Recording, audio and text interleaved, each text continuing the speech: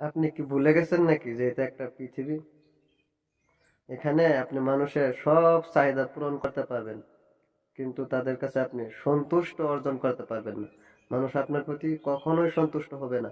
আপনি যে মানুষকে দুই হাত ভরে অর্থ সম্পদ মানুষের হাতে আপনি অর্পণ করে দেন অথবা তাকে দিয়ে দেন, সে আপনার মুখের পিছনে আবেগ দিয়ে হাসে প্রমাণ করতে চাইবে যে আপনার প্রতি সে সন্তুষ্ট, কিন্তু না। এটা মানুষের মন। মানুষের পেট ভরে গেলেও মন ভরে না।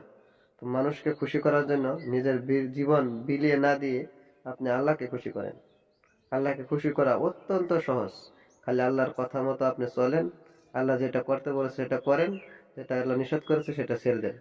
তাতে আল্লাহ খুশি। আর আল্লাহ যদি খুশি হয়ে যায়, তাহলে এই পৃথিবী যে আপনার প্রতি বেজার থাকে, কোনো অসুবিধা নেই। কারণ এই পৃথিবীর সৃষ্টি তো আল্লাহ করেছেন। আল্লাহ যে আপনাকে যা দিতে চায়, তাই পৃথিবীর মানুষ কিছুভাবেই আটকিয়ে রাখতে পারবে না। আর যে আল্লাহ আপনার কাছ থেকে নিয়ে যেতে চায়, তাহলে হাজারো মানুষের ভালোবাসা আপনার জন্য তুচ্ছ, কিছুই উপকারে আসবে না। তো এখন থেকে আপনি আল্লাহর দিকে ফিরে যান।